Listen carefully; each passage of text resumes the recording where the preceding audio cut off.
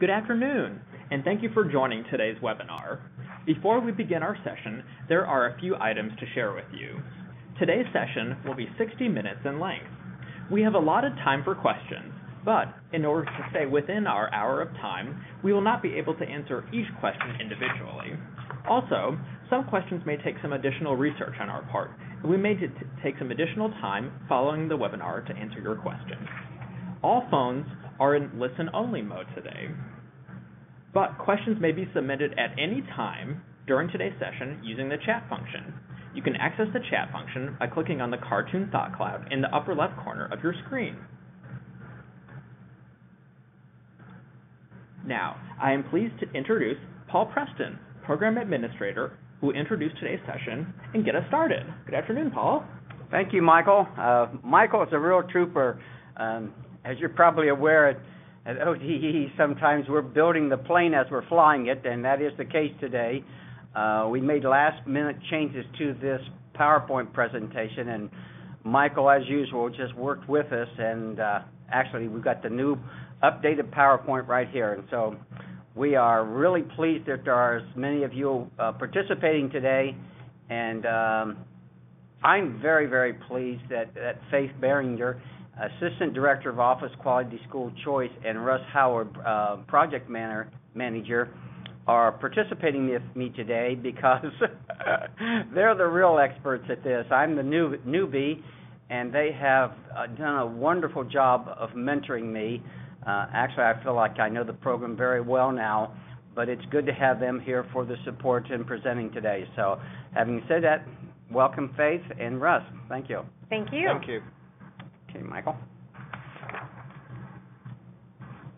Okay, today's webinar outcomes, there's essentially three outcomes we're looking at for participants able to submit a request and be approved to have access to the 22 Adult High School Diploma application through the SAFE web portal. So you'll have to go, this is all through the SAFE application. Participants able to complete all sections of the Adult Plus 22 High School Diploma Program application. So you're going to have, there's going to be a portion of the webinar that's going to talk about getting access, completing the application, and then applicants able to submit the 22 Adult High School Diploma application. 3 parts to it, and we'll go through each part, not too quickly, but feel welcome to add your questions in the chat box, as Michael said. Michael? Our vision is providers having access to a comprehensive system where adult learners can earn a high school diploma. So the focus is on adult learners getting a high school diploma at no cost to them. And hopefully we're building a system that's going to provide that for you.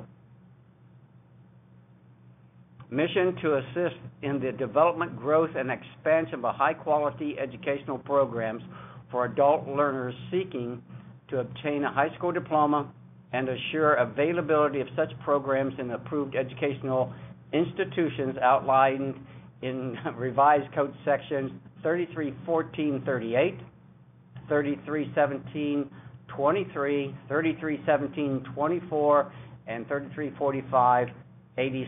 Now, this is really important because you can see the comprehensiveness across all these different revised codes, because the providers come from different areas. It's just not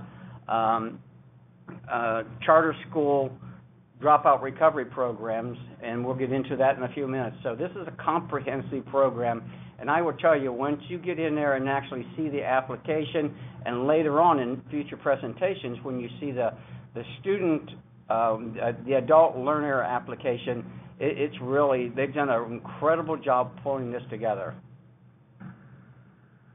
Program outcomes, adult learners earning high school diplomas. Focus is fully on those adult learners getting this high school diploma. Again, submit your questions to the chat feature as we go through this if you want to, or we're at the end. Okay, we talked about eligible providers. I mentioned them earlier. There's essentially 4 categories of providers. There's charter school operators of dropout prevention recovery programs. There are typical public districts, there are joint vocational school districts, and then there's a host of different type of community colleges, university branches, technical colleges, and state community colleges. We are hoping to market this further out, in all honesty, beyond charter schools, dropout recovery programs. Not that there's any reason that we want to expand this so that we can get this out to everybody as diverse and wide as possible to touch as many adult learners that really want a high school diploma. Okay. How can providers apply? Providers may complete and submit an application through the following steps, and it's, as I mentioned earlier, it's really through the SAFE account on our website. Once you get there, then you're going to select the adult learner web system. Then you're going to select. There's 2 dropout boxes on that page. One is for the adult learner box. The other is the request for membership, and then enter in a reason box, and then you submit the application or that. So, Michael, we're going to go now to the screenshots. Not that you haven't seen the SAFE account, but that's where you start. Okay. And then right there is the request for access for adult learners, scholarship, etc. And you go to the next one, Michael. Good. Okay. Adult 22 plus high school diploma application roles. There are 2 primary roles for the dropout recovery schools. There's actually, I'm going to let Russ chime in here. I think I've talked enough. That's okay. Russ, you want to talk about this for a minute? Yeah, so basically there's 2 roles, as Paul mentioned. There's the HSD nominator. This is the person who's actually going to complete the application, basically do most of the legwork, get all the information together, and so the application is ready to be submitted. And then the superintendent or superintendent designee will actually have the authority to submit the application. And those roles are controlled through OEDs, and your OEDs program administrator will be able to assign those roles to the appropriate people in your school. And just to chime in, as we're getting questions on slides specifically about SAFE, one option says they do not see the adult learner option in SAFE. We have not turned that on yet. The program, Paul's going to get to that, Yeah. but we're actually going to turn the program live on Friday. Mm-hmm. Tomorrow. So you'll tomorrow. see that then. Yep. Excellent. Yeah, that's very good question. Okay. And Faith, you want to take this one? So specifically for institutions of higher education, there are 2 specific roles. So for the public school districts, you saw that in the previous slide. But for institutions of higher education, there are 2 roles. The HSD nominator, who will complete the application, and the HSD authorizer, who submits the application. Okay. So once you can get in there, as beginning tomorrow morning, we're hoping, you're going to see on the application roles information on the name of that would this be pre-populated for them, or did they have to type this in? No, they have to. Their name will be pre-populated. Right. They'll have to go to the application drop down and select adult learner from the list of applications available. Right, but the top information there will be pre-populated, Yep. right? Yep. But as Russ mentioned, it's important. You're going to have to go down where it says application on the dropout box and then select adult learner, because there's going to be about 4 different potential selections there. Same way with the membership requested. You're going to have to go in there. You also need to put information on the reason in the reason box there, and that can be, Faith, what all can that be? Sure. Specifically, you want to state that you would like to apply to become a provider of 22 plus adult services. So it is essential that you place that reason in there, because our program administrator will be the one reviewing these requests and only giving access to those who are applying to become an eligible provider for adult services. Great. Okay.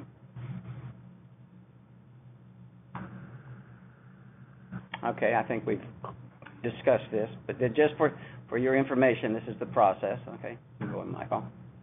Great.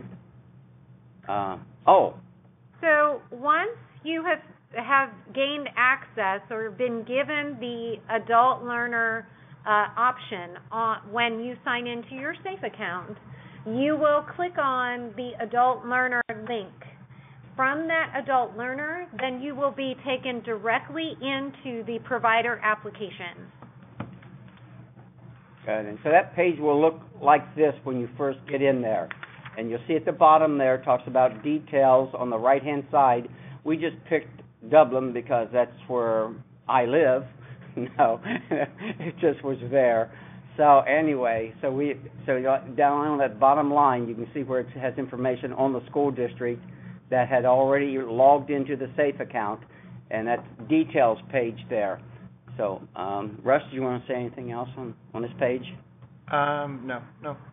We can go to the next slide.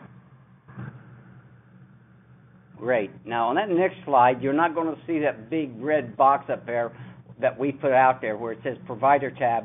Right below that is actually where there's the Provider tab, and you click on that, and you're going to see a drop-down box that says New Provider Application drop-down box, and that's what you click on to start the application, a new application. Okay. Great. The first thing you're going to see is a provider affidavit information that you have to click on that box in the left-hand corner there where it says click here to read the conditions. Okay, Michael. Great. Okay. And you can see here at the bottom, start the application, but you want to talk about anything? Absolutely. So once you click on the little checkbox there, the little open box, and after you've read the 22 plus high school provider affidavit, obviously you'll click the checkbox that you're affirming, and Michael is actually going to show you what the provider affidavit will look like. And so this particularly references not only all of the statutes in law, but also the Ohio Administrative Code. So it's important for you to read each and every item because you will be affirming or assuring that you will complete every one of these particular items. Specifically, those who are online, I want to refer you to number 7. Number 7 talks to you about prior to applying to become an adult learner provider eligible applicant or eligible provider, you will need to contact your sponsor or authorizer and discuss a contract modification, as you will be required to have a contract modification to include adult learners 22 and over. Right.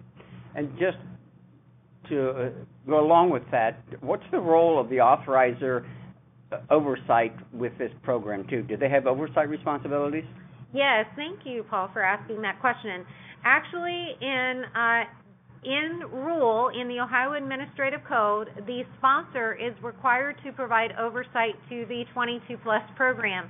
Not only are they required to provide oversight to the K through 12 educational program, but if you are applying to become a provider and you are approved, you are required to have a contract modification in place that would encompass the 22 plus program as well. Great. Okay, Michael.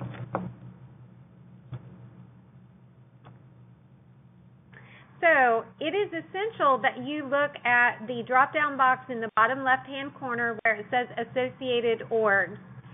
You as an HSD nominator or superintendent may have several different schools that you are responsible for.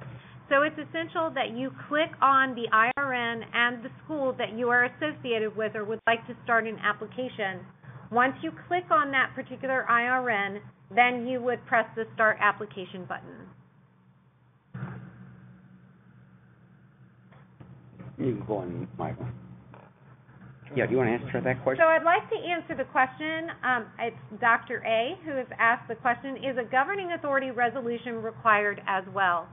In order to start a contract modification, you really need to look at your actual contract with your authorizer or sponsor.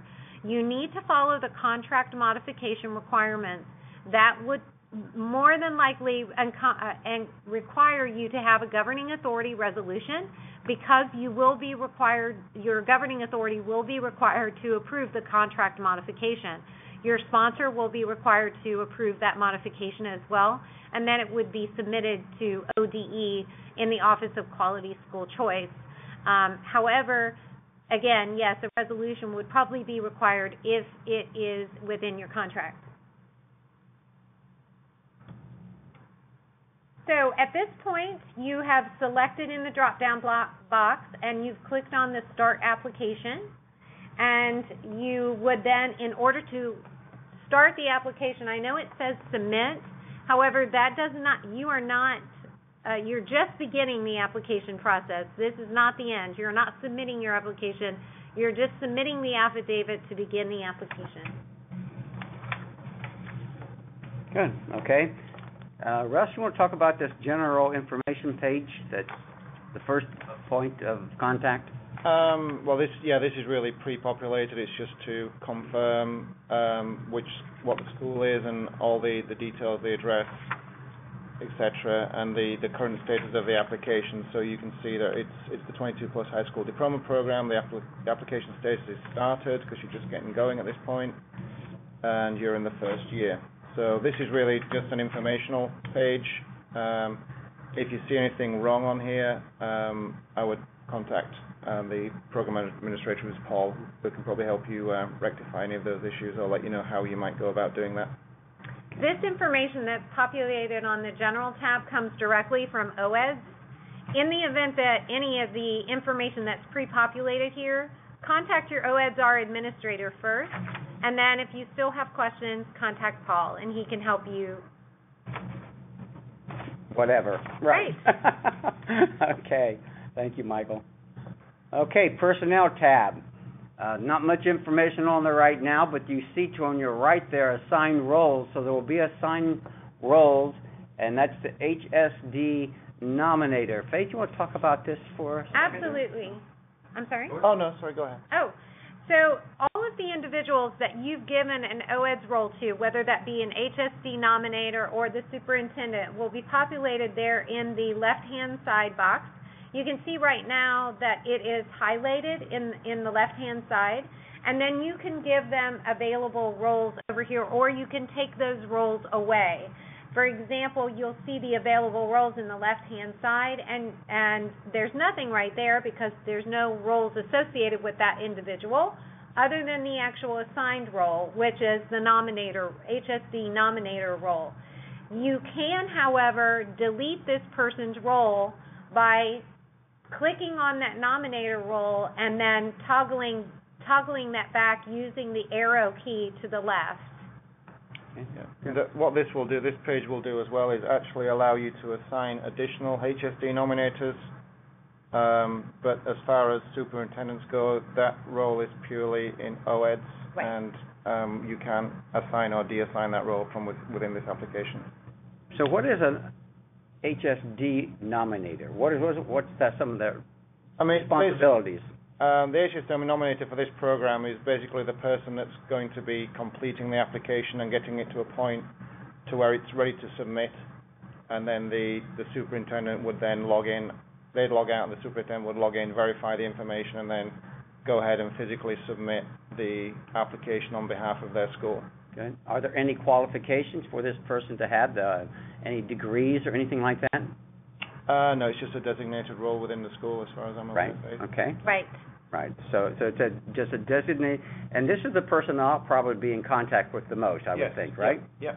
So it's very similar to how the CCIP process works, if you're familiar with that they'll have a superintendent and treasurer and that type of stuff, but the person that is actually communicating and engaging with me will be this HSD nominator. Okay, Michael, thank you. School or sponsor must verify. Good. So Cameron has asked a question, or one of our attendees has asked a question.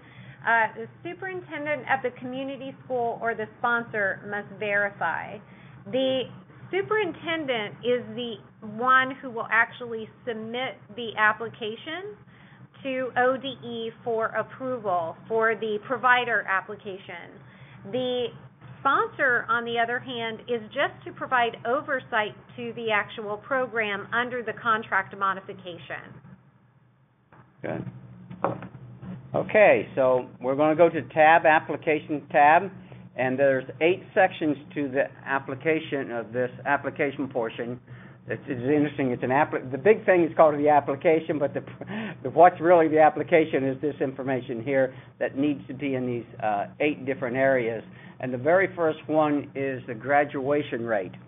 And the graduation rate, the information is right there for you, but it says specify the educational institution's 4th, 5th, 6th, 7th, and 8th, if applicable, year graduation rate from the previous year's local report card.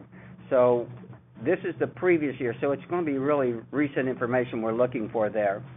And Faith, how does this work? What are they going to be looking at? That is a great question, Paul. Thank you for asking. So specifically in the Ohio Administrative Code, there are eligibility requirements for a provider.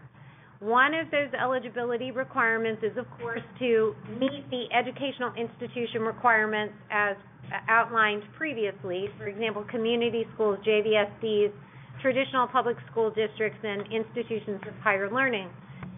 The second eligibility requirement is your graduation rate, and it is outlined in Administrative Code, and it specifically requires that you have a statewide, you must meet and or exceed the statewide average on a dropout prevention and recovery report card for either the 4, 5, 6, 7, or 8 years. And obviously we don't have the 8-year statewide average yet, but we do have 4, 5, 6, and 7.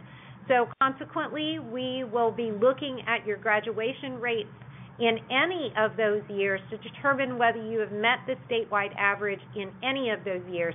If you have met the statewide average, you would be eligible under that particular item. And one last comment on this area. You'll notice that your comments are limited there to 2,000 characters. Now, this won't be an area that you'll probably even come close to reaching that 2,000. So what we're looking for is an executive summary in each one of these boxes. So you're going to see that information each time we see every box, but it's going to be limited space. So we're asking for some very focused responses, and then you will eventually get to over there where it talks about documents, and that's the place that you're going to be able to upload information to expand on this. And one of those items that you'll be uploading is actually a copy of the local report card. So there is an additional question, and the question is, if we meet the statewide average for year 4, but do not meet it for year 5, year 6, or year 7, what then? If you meet the statewide average in any one of those years, that would make you eligible on that particular item. So if you meet in year 4, you meet the statewide average, and that's the difference. Please don't look at your local report card and see whether you meet standards, does not meet standards, or exceed standards. It's actually meeting or exceeding the statewide average, which is different than those standard provisions.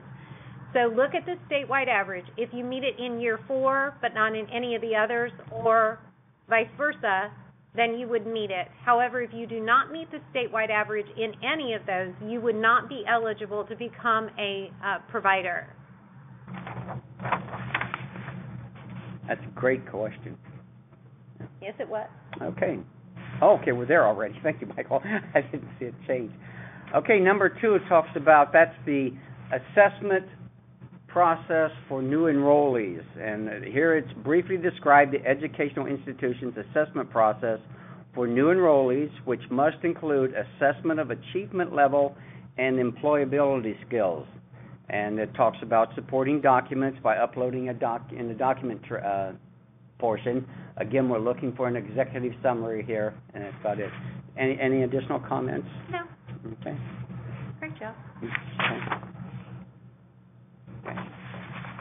Okay, the third area. Now you're going to notice that these boxes are not labeled 1, 2, 3, 4, 5, 6, 2, 8.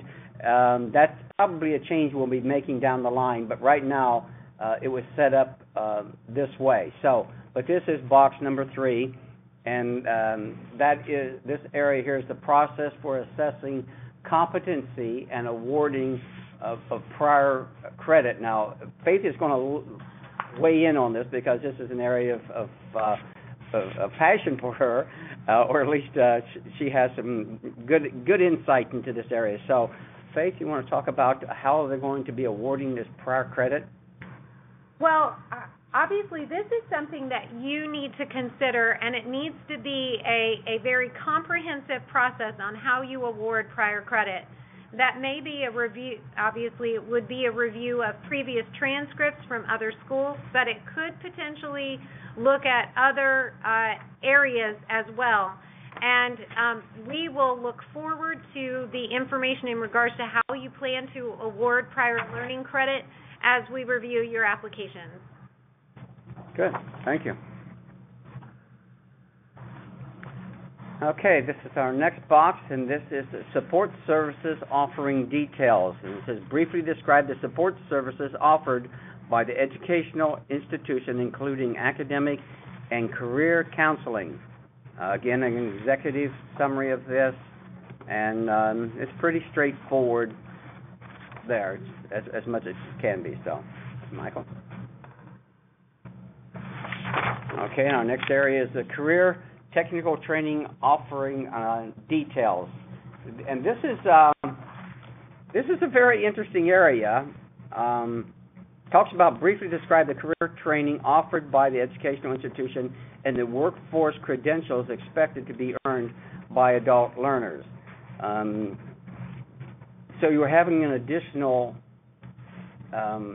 benefit to the individual if a career tech credentials are available to the person, and how you're going to do that, and how that interfaces with the educational program, etc. Faith or I just want either Russ, you want to weigh in on this area?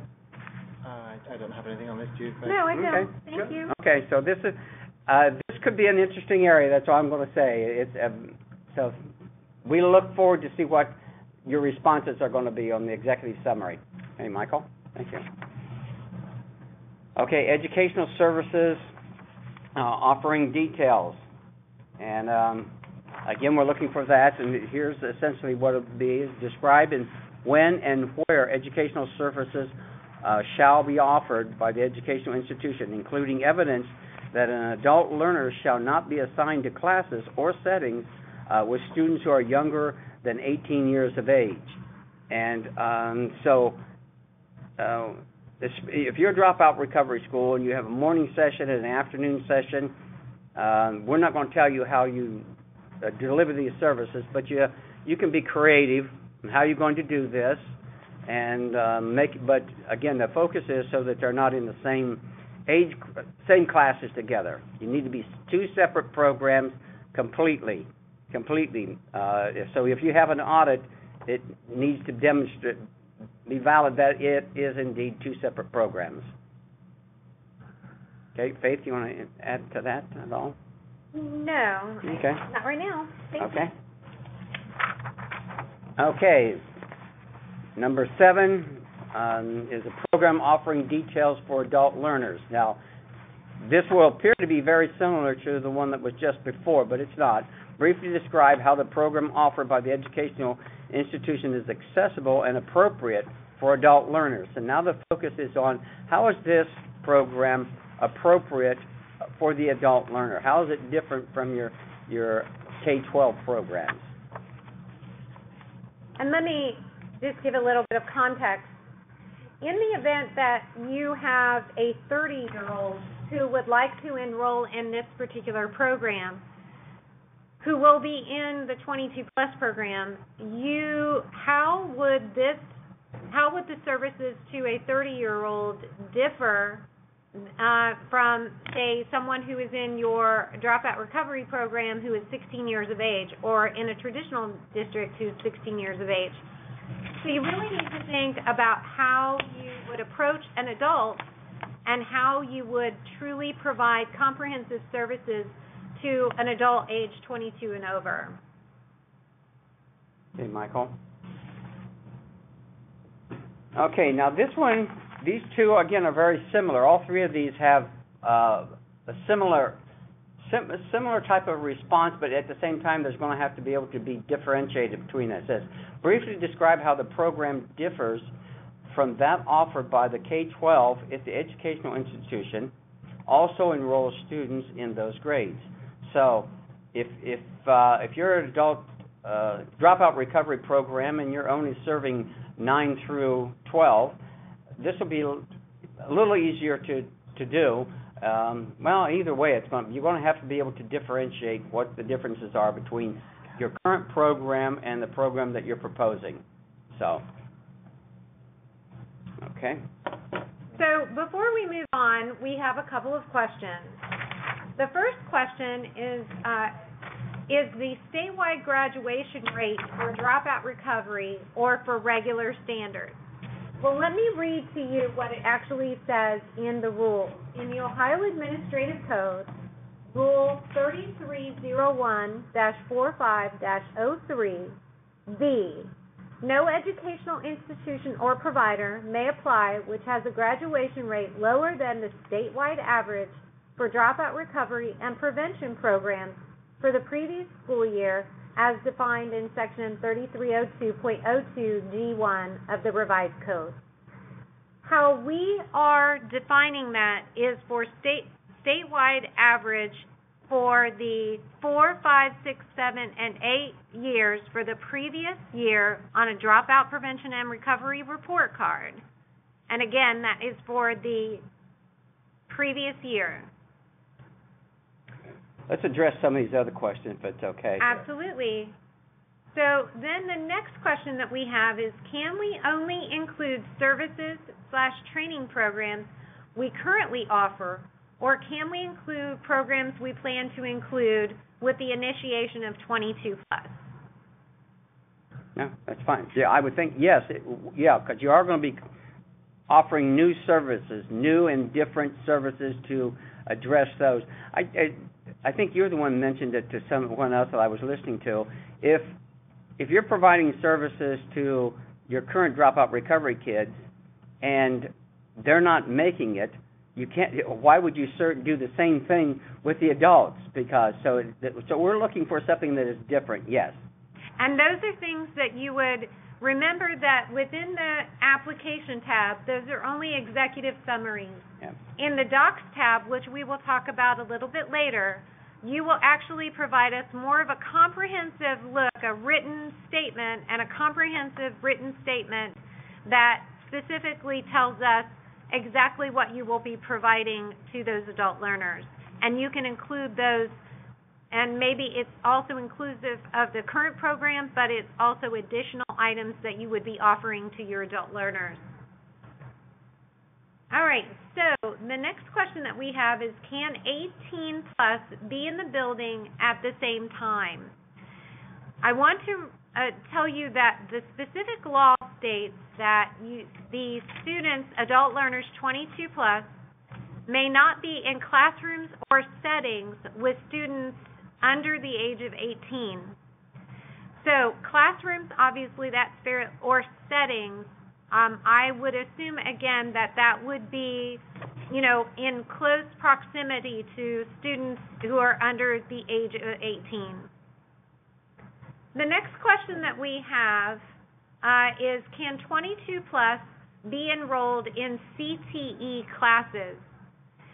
The 22 plus students cannot engage in classes in the K through 12 program. They can only engage in the 22 plus program under this particular provision. They may not engage in other programs. One of the reasons why is because you would not receive CTE funding for them. So, and then two, again, you would not want to engage them in anything where students under the age of 18 would be enrolled. The next question is, can you provide additional clarification between sections 7 and 8 of the application? That's terrific. So the question 8 is, you need to talk about the difference between your K-12 program versus your 22-plus program, and what would that look like? And then if you, Michael, if you would be willing to go back to the previous slide. This is describe how the program offered by your educational institution is accessible by and appropriate for adult learners. Meaning you need to discuss how this particular program will be provided separately from classrooms and settings of students under the age of 18. I hope that helped to answer your question. Okay. Also, a quick comment on this.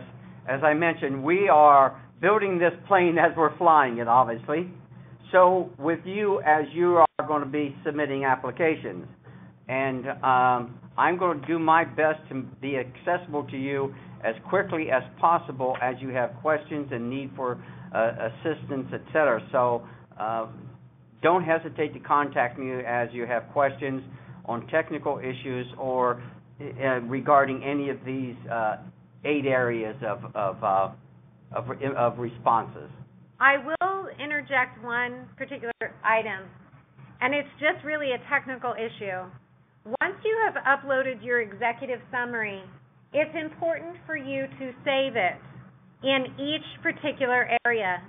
If you do not save it and you go on to the next question, it will not save, and you will not have answered that question.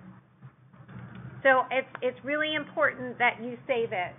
Yeah. And as you save each one, you'll see those green boxes light up. So each time you answer a question, hit save, a green box next to that section will light up. Yeah. And then you just click next.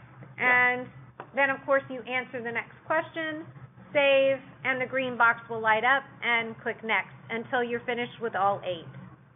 Good. Thank you. That's so good. Excellent. Good. Okay, Michael. What's your next question, would you please? Oh, yeah, of course. Okay, so this is participating buildings. Russ, do you want to talk about this? Which one? Sorry, which question is it? This is participating buildings. You got, like, Dublin here has 3 different buildings. Oh, I'm sorry. Sorry, I thought you were looking at the questions. You're looking at the presentation. Oh, yeah. Yeah, so when you go to the participating buildings tab, I guess for a community school or charter school, you're only going to have 1 building, but as we're offering this to traditional publics as well, then they're going to have, some districts are going to have multiple high schools. In this case, we've got Dublin, who have 3 high schools, so you would select which one of those, or all of those if you choose, that you would be offering a 22-plus program from, and then just click the checkbox under the accepting column for the ones that you select. And the boxes to the right, the approved, withdrawn, and terminated, are for the program administrator, who's obviously Paul, who on reviewing your application will approve those buildings for providing services. Great, thank you. Do we want to address the questions in the box? So we do have some additional questions, but they are specific to students. And right now, we really want to focus on the provider application. We are going to be rolling out the student application, and we will be doing another webinar in the very, very near future. So let's refrain from asking about the students and just focus specifically on the provider application at this time. But thank you for your questions, and if you would like to talk with Paul individually, I'm sure he would definitely take your call or email. Yeah, either way. But again, don't start asking us student questions yet, because that application process will be coming out, we're hoping next Thursday, but we're not betting on it that it'll actually be ready yet, so it might be the following Thursday. And then we'll do another webinar on the payment process too. So we're going to go in 3 phases, the provider application, the student application, and the payment process, and all the other wrap-ups. So, okay. Well, now we're to the document page that we mentioned before, and you can see here a number of the documents that have been uploaded. And what are all these boxes to the right up here, Faith? It's the date and stuff on that. All of these particular items are required documents, and these are the comprehensive written responses to the 8 questions that were asked of you in the application tab. Remember, in the application tab, those were only executive summaries where you could only place about 2,000 characters in that particular answer box. However, these are your comprehensive written documentation of the programs and services that you will be providing to adult learners. Specifically, I do want to state that as part of your graduation rate, you would obviously submit your graduation rate to us, and you will need to, in the application tab, but you will need to submit your prior year's local report card as proof of your graduation rate. Also, too, on the General tab, if your tax ID number is not presented on the General tab, you will need to submit the W-9 form. It's not a required document unless your tax ID does not show up on the General tab. Good. Yeah. Okay, Michael. Great. Status with flags. It's we just started this application, so nothing shows up. But Russ, what do you anticipate as types of flags or status comments here? Basically, if there's issues with the application, if there's more information needed, or there's missing information, like certain pieces of information haven't been provided, then you can flag it appropriately. I think we have probably about 10 or 15 flags that can be associated with applications. It's really for when there's follow-up required for the application to get that through the process. Good. Which takes us right next to the next tab, Michael, over here. So, just go back a second, Michael. So we're in here as the HSD nominator, and as you can see, in the yellow box, we're in the application status is started.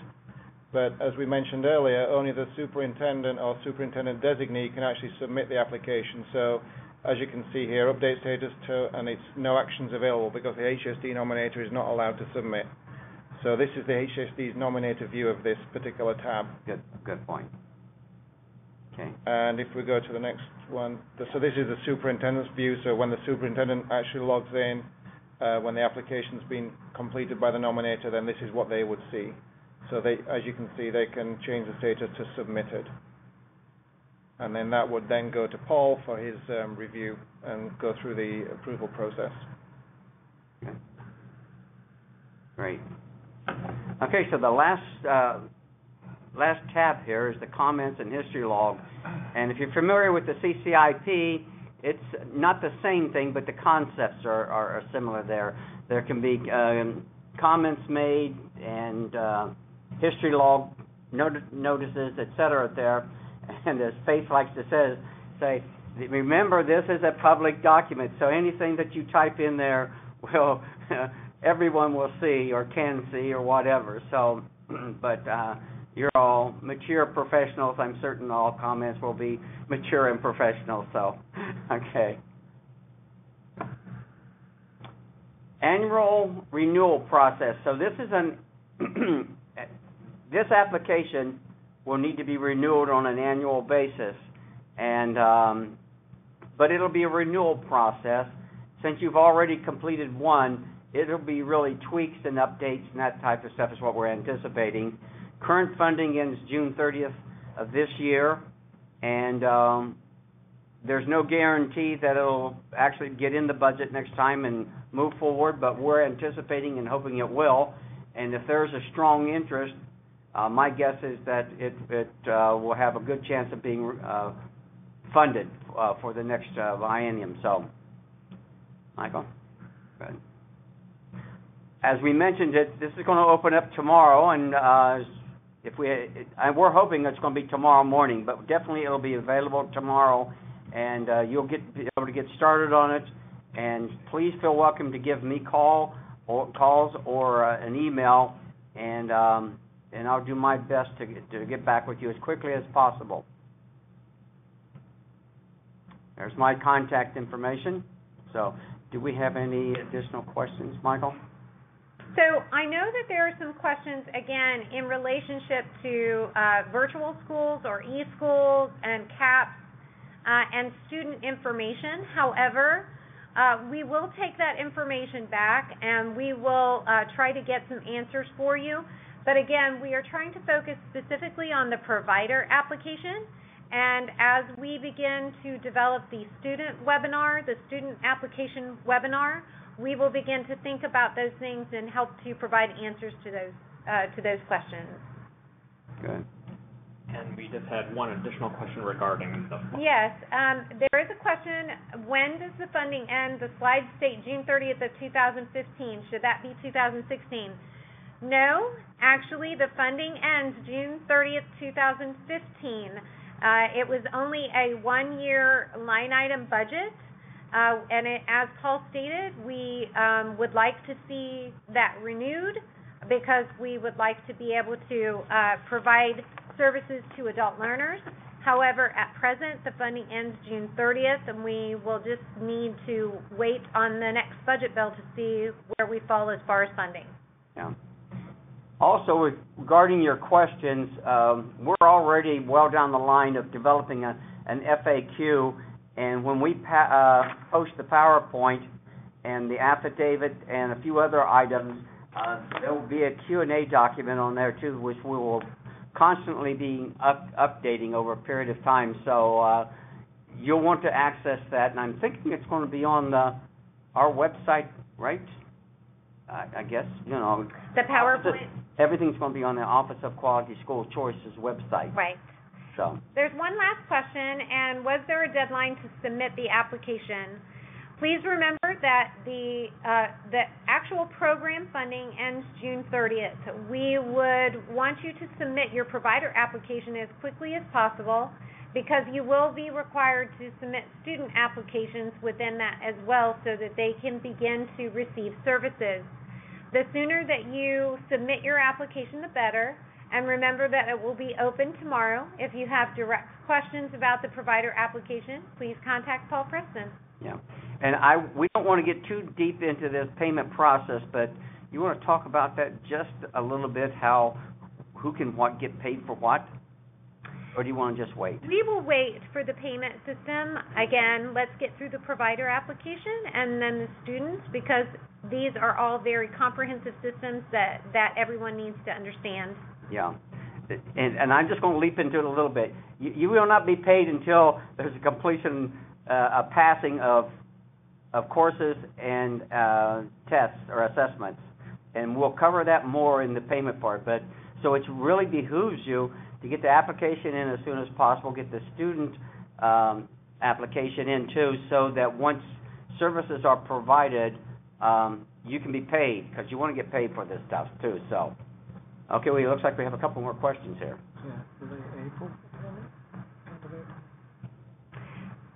So, there are more questions. When is the webinar on the payment system? The next webinar will be on the student application, and the third phase will be on the payment system, and we will definitely reference more about the payment system even during the student webinar, but we really wanted to focus on the provider application today. Right. The next question is, how soon can the application be approved for the provider? As you can see, the provider application is fairly comprehensive as far as those specific 8 questions, and it will behoove you to really provide us a comprehensive approach to your program. Once all of that information is submitted, remember that our program administrator, Paul Preston, needs to review all of that for each and every application. As you know, this is a brand new program for us, so we cannot specifically give you a deadline how long it will take, but we will definitely try to get that completed as quickly as possible so you can begin to enroll students. So the next question is, the student application will be ready in 2 weeks, and it would be our hope that we will have the application readily available within the next week or two. But again, remember that you have to be approved as a provider before you can begin enrolling students. So again, I thank every one of you for asking us all of the questions. It's been a really great pleasure providing all of this information to you. And if you have questions, please give Paula a call. Yeah. And I would like to thank Faith and Russ. Oh my God, they have been so very helpful, mentoring me, helping me to understand the system, and I don't have it fully down, but they have been incredibly helpful. So I want to thank both of you so much for that. And Michael, again, thank you for working with us on such short notice. Thank you very much. This concludes our webinar.